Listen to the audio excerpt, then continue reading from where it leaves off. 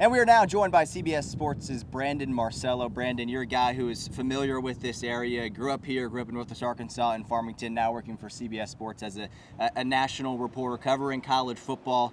Let's talk about the craziness that's not just happening with college football this year, but with Arkansas. With Petrino now as the interim, Sam Pittman out the door. Let's start with this. Your first reaction yesterday seeing the news that Arkansas had finally let Sam Pittman go. You know, it wasn't too surprising because I actually was here at the game. I was supposed to be somewhere else, and I had an inkling something could potentially happen. I mean, I was reporting throughout the week that Bobby Petrino was in a position to take over if something went bad against Notre Dame, and it certainly went bad. And we all saw that, and it's not shocking that that movement was made, but when you try to contextualize just everything Arkansas has been through the last 14 years since Bobby Petrino was last year, it was shocking to me that he even came back as the OC, but now as the interim head coach, and the big news to me was that he wants to be the permanent head coach full-time after this season.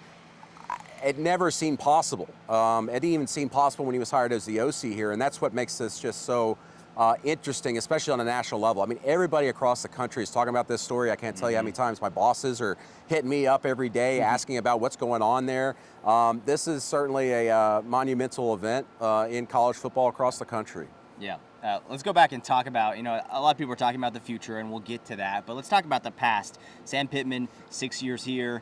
Half of those years spent on the hot seat. He made it through a lot of those, but he didn't make it through this season, didn't make it through but 4 or 5 games. How did we get here to where, his hot seat had lessened after last year maybe a little bit, and start out 2-0, but things just go downhill. So how do we get here to where he's no longer the head coach after just 5 weeks? I think in the end, it really came down to a situation where they just did not handle the transfer portal very well in this new NIL era.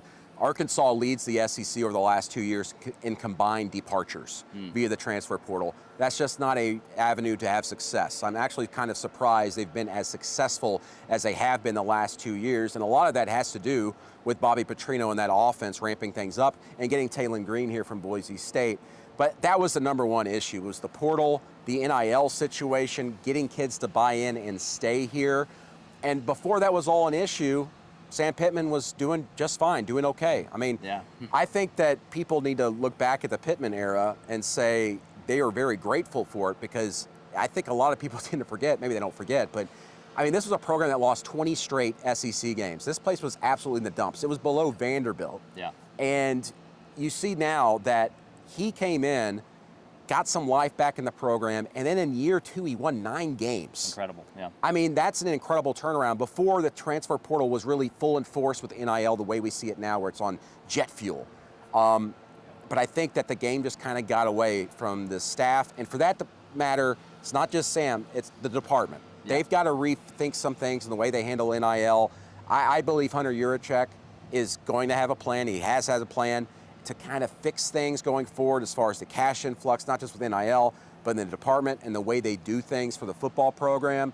I like kind of the things that I'm hearing behind the scenes the last 2 to 3 weeks, and that was reinforced today when Hunter Yurachek made his comments. Yeah, so let's dive into that more, because that's what we just got out of, is that press conference, 30 minutes long, interim head coach Bobby Petrino, athletic director Hunter Yurachek giving an update, Hunter Yurachek talking about his decision to let Sam Pittman go, and a lot of future conversations in that as well. What were some of your big takeaways from that presser? Yeah, the number one was that we're going to have a package, he says, to that will attract top-tier candidates, and I could tell you, I talked to people across the country, I talked to coaches across the country, a lot of agents. There's a lot of interest in this job right now. I think that you'll end up being surprised by some of the names you hear that'll come up over these next 2 months. Also remember, this is going to be a very long process. You're going to hear a lot of things, a lot of, I would say, like flares getting sent up in the sky to divert your attention elsewhere. You're going to hear some coaches probably with their agents negotiating in the background, in the sense that where they're leveraging this job for another job. But the big thing here to watch is that when you get into November,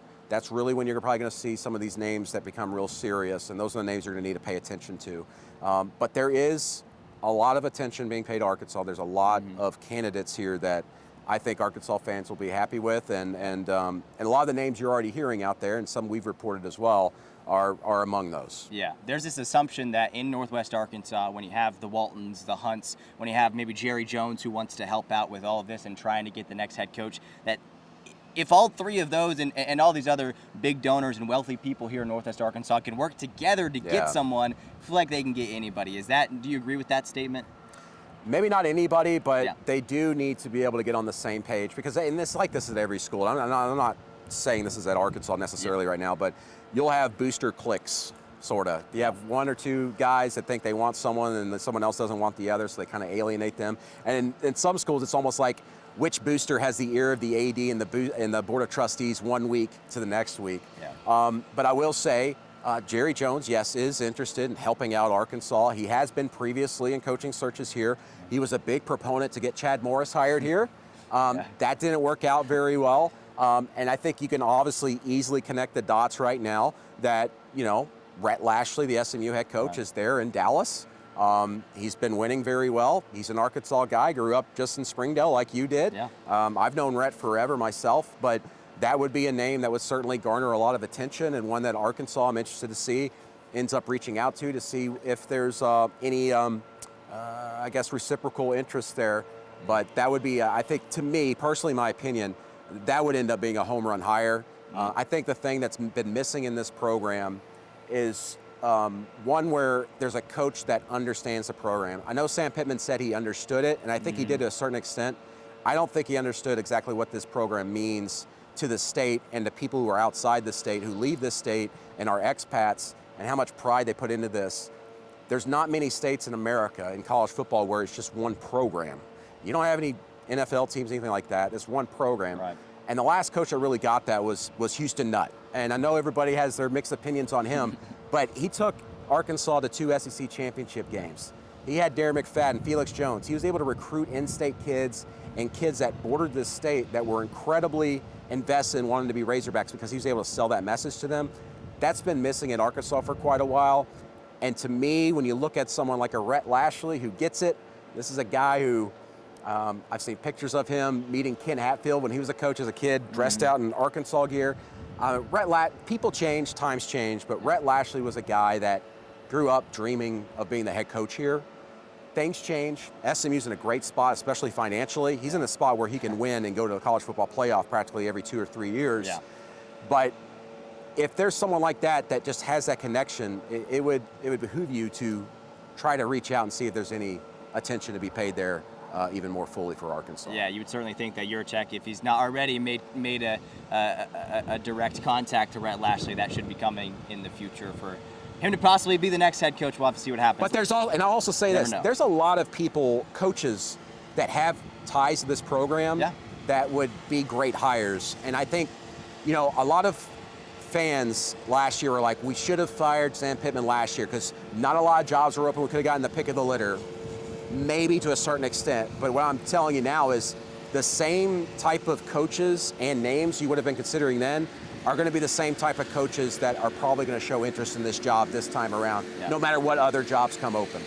Final question, less big picture, more Arkansas for this season. How does Bobby Petrino turn this season around to where it's like maybe they can win another game or two, maybe they can give some fans some excitement heading into next season where maybe he's the head coach, maybe he stays on as the offensive coordinator? I've got hope that you're going to see a few wins here. I mean, to see them do a miraculous thing where they're beating 4 of the next 5 opponents that are all ranked in the top 25, that's impossible to me to even fathom. Then again, it seemed impossible that Bobby Petrino would ever be a coach here, let alone the interim head coach with an opportunity to be the full-time head coach. But you look at that schedule, 5 ranked opponents left. The last 2 on there that aren't ranked, they're combined, I think, 7-3. And it's Mississippi State that just took Tennessee to the wire and looks very good right now. If he can get 3 wins out of this remaining schedule, that's a pretty great job.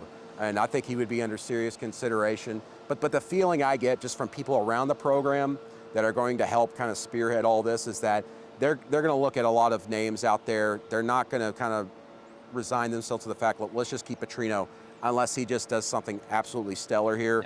And they maybe whiff on a couple of potential top-tier candidates. So certainly a lot to unpack, a lot to be left seeing what happens the rest of the season if Arkansas can get a guy like Rhett Lashley or get another candidate here to be the head coach. Brandon, thanks so much for joining me. No problem.